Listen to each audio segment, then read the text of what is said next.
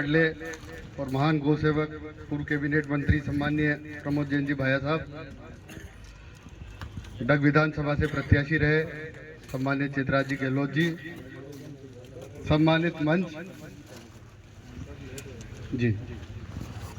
जैसा आप सब लोगों को पता है कि लोकसभा चुनाव में सम्माननीय जिला प्रमुख जी भाभी उर्मिला जैन जी भाया जी को यहाँ से टिकट मिला है और उसी कड़ी में हर ब्लॉक पर जाने की एक कार्यक्रम रखा है सम्मान्य मंत्री जी ने। इसी क्रम में आप सबके बीच में आने का उद्देश्य यही था। उन्होंने 2-4 दिन में ही अपने को लास्ट में हरा दिया और मैं आपसे आशा ही नहीं पूरा विश्वास करता हूं आप सभी मजबूत कार्यकर्ता हो और आने वाले चुनाव में जो है सभी को अपने को का एक आज़ादी में भी अपना इतिहास रहा है।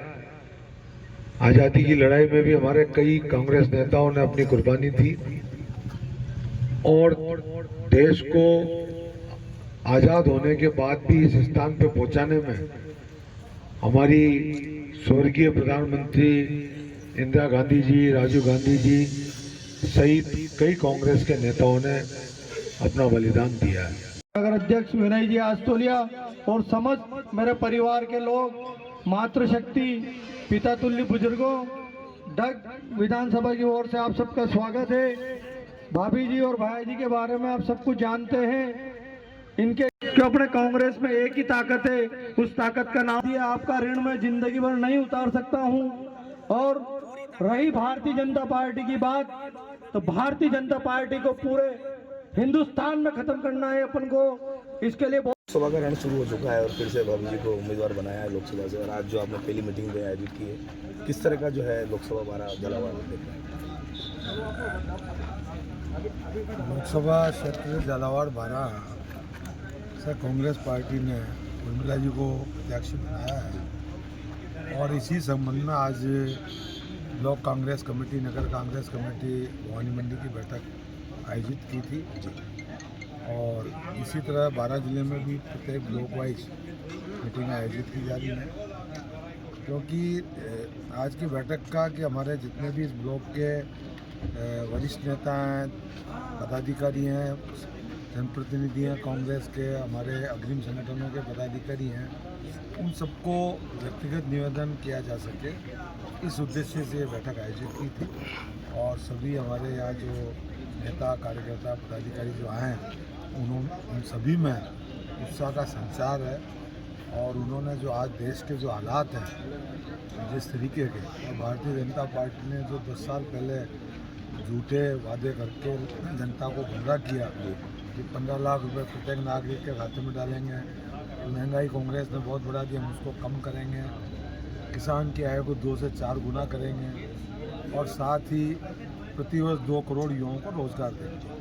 अगर एक वादे पे भारतीय जनता पार्टी खड़ी उतरी हो, महंगाई की स्थिति, जो डीजल पेट्रोल का भाव कांग्रेस के समय था आज उससे ज़्यादा है, इंटरनेशनल मार्केट में वो कम हुआ है और केंद्र सरकार ने उस पर एक्साइज ड्यूटियाँ लगा के अपने खजाने को भरने का काम किया। युवाओं की बात करें, युवा अपने आप को ठगा महसूस कर रहा है, बेरोजगारी बढ़ती जा रही है और बड़ी कंपनियों के हाथ में पूरा भागदौड़ सौंपी जा रही है और लोग बेरोजगार होते जा रहे हैं, चाहे व्यापारी हो, चाहे मजदूर हो, चाहे युवा वर्ग हो, सब अपने आप को ठगा महसूस कर रहा है। किसानों की जो 2 से 4 गुना की बात करी थी, किसानों के लिए 3 काले कानून लाए, 600-700 किसान शहीद हुए, तब वो कानून वापस लिए, एमएसटी की बात की, गारंटी की, आज उसके लिए किसान संघर्ष कर रहा है।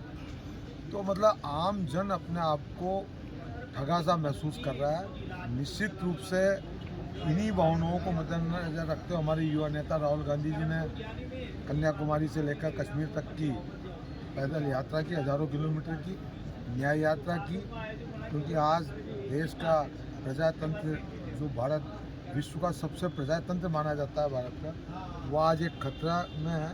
उसको बचाने के लिए आम नागरिक का, सभी का दायित्व है कि एक बार परिवर्तन करें और निश्चित जब एक ही चीज़ कोई होती जाती है तो फिर वो अपने आप की समझते हैं और न जनता की केयर होती है, न जनता के हितों के निर्णय होते हैं। कांग्रेस और में जब डर क्यों- परिवर्तन होता कांग्रेस है, में डर क्यों लग रहा है? जिस तरह से कांग्रेस के लोग बीजेपी में, क्या मतलब काय का डर उनको, मतलब क्या तो ईडी का डर माने हम?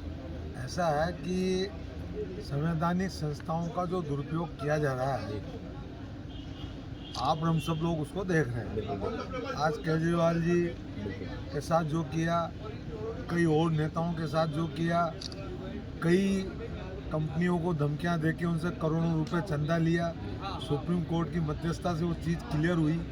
औरतों और गाय की मीट भी बेचने वालों से 250 करोड़ का चंदा लिया। बिल्कुल सही। इससे बड़ा दुर्भाग्य क्या होगा? तो ये सब चीज़ें जनता को सोचने की, समझने की आवश्यकता है और जनता अब सब समझ चुकी है। इस बार निश्चित रूप से परिणाम अब अप्रत्याशित आएंगे, कांग्रेस के पक्ष में आएंगे और निश्चित केंद्र में भाजपा की सरकार का परिवर्तन। आपके सामने उम्मीदवार जो है लगातार 5वीं बार चुनाव जीत रहे हैं। विकास की बात करें, औद्योगिक क्षेत्र की बात करें, तो ऐसा कहीं नजरिया देखने को झालावाड़ जिले, बारा जिले में नजर अगर आता है? कोई आपके यहाँ कोई 10 बड़े उद्योग झालावाड़ में डल गए हों या 12 जिले में डल गए हों, हमने तो पहले भी वादा किया था 2009 में। जनता ने मेहनत बहुत की, बहुत समर्थन दिया, उसके तो हम आभारी हैं। लेकिन जनता आशीर्वाद देगी तो निश्चित रूप से नए उद्योगों की स्थापना होगी झालावाड़ बाना जिले में। अफीम नीति में परिवर्तन कराएंगे किसानों के हितों को मद्देनजर रखते हुए, और भी ऐसे कई निर्णय होंगे जो निश्चित रूप से बाना झालावाड़ की जनता को परिवर्तन करने का लाभ और एहसास निश्चित हो। प्रदेश अध्यक्ष जी कह रहे हैं कि हैट्रिक मारेंगे, फिर से 25 लाएंगे।